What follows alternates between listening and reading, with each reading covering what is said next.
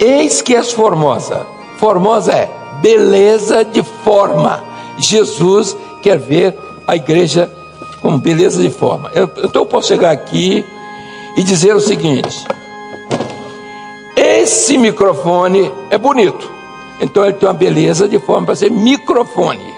Mas quando eu digo assim, esse microfone parece com fulano, ou fulano parece a cabeça dele de um microfone, então a beleza de forma já desapareceu, porque eu estou falando de gente, não estou falando de microfone. Como microfone está bonito, mas para ser gente não está. Então a igreja, ela tem uma beleza de forma, ela é definida, e da forma como o Senhor quer ver essa igreja no dia do seu arrebatamento. É como o noivo quer ver a sua noiva no dia do arrebatamento. Quer ver uma doida, descabelada, não é?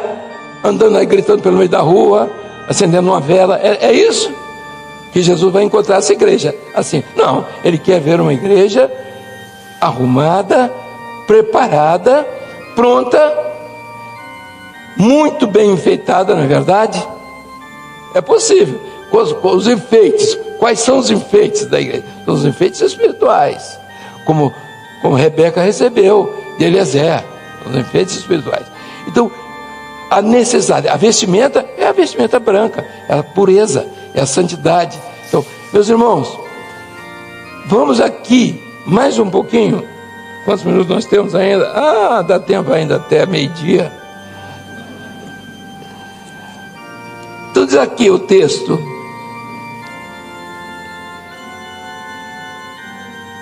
toda hora me perco aqui, você nem para me ajudar. Assim, eis que é só assim, os teus olhos são como das pombas. A igreja que ele quer ver nessa hora, ele começa a descrever o rosto dela. Então, como ele quer ver? Beleza de forma. Então começa pelos olhos. Por quê? Agora eu faço uma pergunta aqui: por que ele diz assim, teu olhar é como das pombas? Ele quer ver uma igreja olhando para ele nessa hora como o olhar das pombas. Vamos lá, levanta aí e fala: onde é que está a revelação? Espírito Santo. Isso aí já fez mais de 500 seminários aqui, e ele sabe tudo. E ainda bem, meu companheiro, que você está salvando a pátria. Veja aqui, o olhar é o olhar do Espírito. A igreja não tem que olhar para a cultura de Jesus. A igreja não prega a bondade de Jesus. A igreja prega os ensinos de Jesus. A mudança foi radical. O mundo começou a fazer elogios a Jesus, acabou. Mas não é isso que é a preocupação. É fazer a vontade dele, é outra coisa muito diferente. É atender o ensino dele e não fazer elogios a Jesus. A igreja vive em função de elogios a Jesus, sim ou não? Sim ou não? Não, ela vive em função de obedecer a sua vontade. Os irmãos estão vendo o que é revelação? Você vai entendendo isso. Isso aqui você não encontra em lugar nenhum, a não ser rodando na internet, que um maluco fez isso lá, fez umas anotações no presbitério e jogou isso na internet aí para quem quiser ler. Tem gente lendo só bobagem. Mas veja aqui, ao mesmo tempo está registrado, nós mandamos registrar, está no registro nacional. Aqui as revelações do livro de Cantares. Então ele começa a ver a igreja como corpo vai ser arrebatado. Eis que és formosa. Ele usa a expressão amiga minha. Sabe por quê? Porque não é a esposa ainda, ela é a noiva ainda. E depois lá no final do livro ele vai dizer minha esposa, porque ela já foi para a eternidade. Então o livro é uma sequência, é de um dia que amanheceu, de um dia que chegou ao meio-dia, que entardeceu, que chegou à noite. Meus irmãos, a cor mais linda que pode se ter é a revelação. As pessoas ficam se batendo, esquentando cabeça com interpretação e não chegam nunca a isso aqui. Eu vou botar mais uns desafios aqui agora, nesses 10 minutos finais aqui. já todo mundo tonto, especialmente os sabidos aqui, os teólogos. Aqui, os teus olhos são como das pombas entre as tuas tranças. Interessante. Por que as tranças? Porque as tranças são colocadas para não deixar o cabelo vir para a testa, para não tapar a visão, entendeu? Então você botar as tranças ali, a outra bichinha já puxou a trança ali. Então a trança é para manter o cabelo sem afetar o rosto. Não são os pensamentos. Cabelo está relacionado a pensamentos. Não é o pensamento humano que vai atrapalhar a beleza. Ele não pode atrapalhar a beleza do rosto da noiva que vai ser arrebatada. A noiva que o noivo quer vê-la do jeito que ele descreve. Minha noiva tem que ser assim, ela tem que ser isso. Ele define a noiva perfeita. Por quê? Porque o casamento é para a eternidade. Não há outra escolha. Um grupo de amalequitas aí fala de que Jesus vem buscar a namorada depois, outra, segunda, que ninguém sabe quem é, e tudo. Então deve ficar se preparando para o outro arrebatamento. Eu não gosto de quem não tem juízo mesmo, tá? Tudo vale. Bom, então continuando, os teus cabelos entre as tuas tranças, o teu cabelo é como um rebanho de cabras que passam no monte de Gileade. Então, os cabelos estão arrumados. A igreja é como um rebanho, é como você não vê uma ovelha. Ele olha, quem olhava e via nos montes de Gileade pastando um conjunto.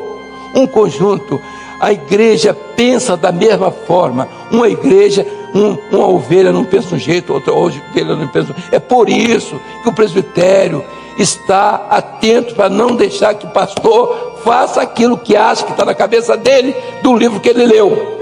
Por quê? Porque fora da revelação ele desvia o rebanho, e nós não admitimos isso. E o recado fica aqui para quem quiser, em qualquer parte do Brasil e do mundo, onde a igreja cristã Maranata tiver o seu exercício, jamais permitiremos que qualquer pessoa, por mais inteligente, desvie o projeto. E o desvio do projeto é deixar a revelação e começar com interpretação boba dos doidos que estão por aí.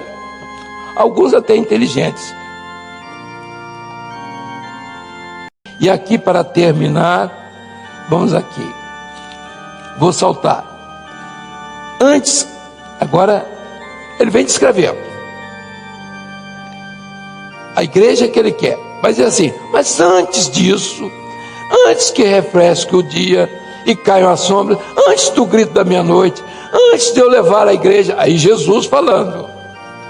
Aí ele diz assim, olha aqui, antes de tudo isso aconteça, isso falando lá na eternidade, ele sabia que iria descer para morrer. O Espírito Santo já dita 1000 anos antes o seu sofrimento. Então ele diz assim, mas antes de eu levar minha noiva, antes de eu arrebatar a minha noiva, agora vamos ao texto que eu quero que os irmãos leiam comigo. Verso 6 do capítulo 4, comigo.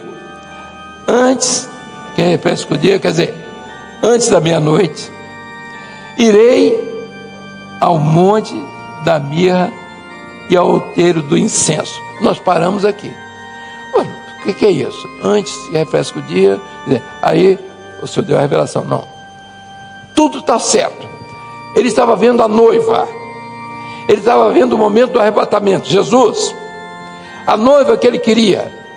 Ele estava profetizando a respeito dela e dizendo que a noiva dele ia ser assim, e ele ia levar essa noiva, mas entusiasmado lá na eternidade. Mas antes disso, as sombras vão vir, o mundo vai chegar à meia-noite. Antes que refresque o dia e caiam as sombras, irei ao monte da mirra. Qual foi o monte da mirra? Quem sabe aqui?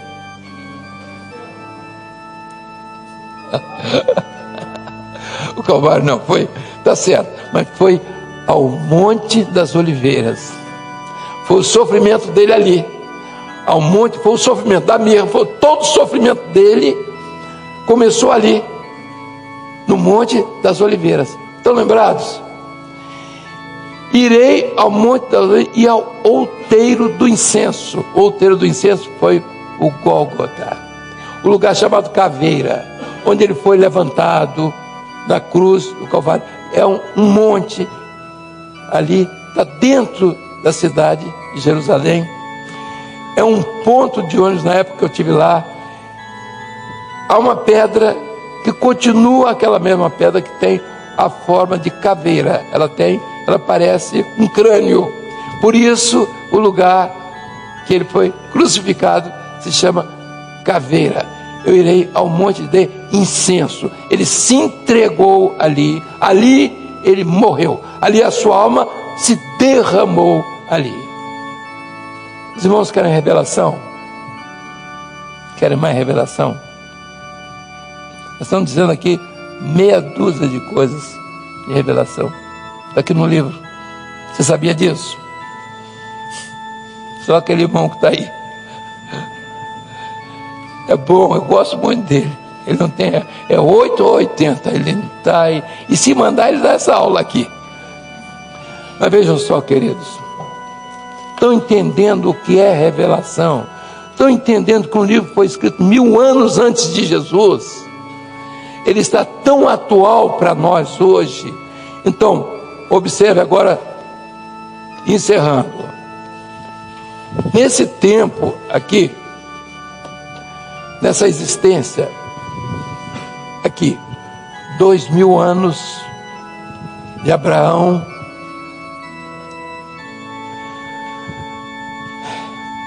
2000 anos, Jesus, o velho, de Adão a Abraão, de Abraão a Jesus, e agora mais 2000 anos. Então 2000 e 2000. Aqui, 1000 anos antes de Jesus. 1000 antes de Jesus, aqui. E esses 2000 são os que nós estamos vivendo. E estamos aqui a 1000 mais 2000, estamos a 3000 anos dessa profecia aqui, dessa revelação. E essa revelação, ela chega para nós hoje num sopro. O Espírito Santo soprou, não pediu linha telefônica, não pediu espaço de tempo, nada. Ela chega que é a revelação, que é o tempo. Nós temos mostrado que é o tempo de Deus. Não tem ontem, não tem hoje e não tem amanhã. É sempre. É a eternidade, é o profético. Isso que interessa para nós. O que não é da revelação não é profético.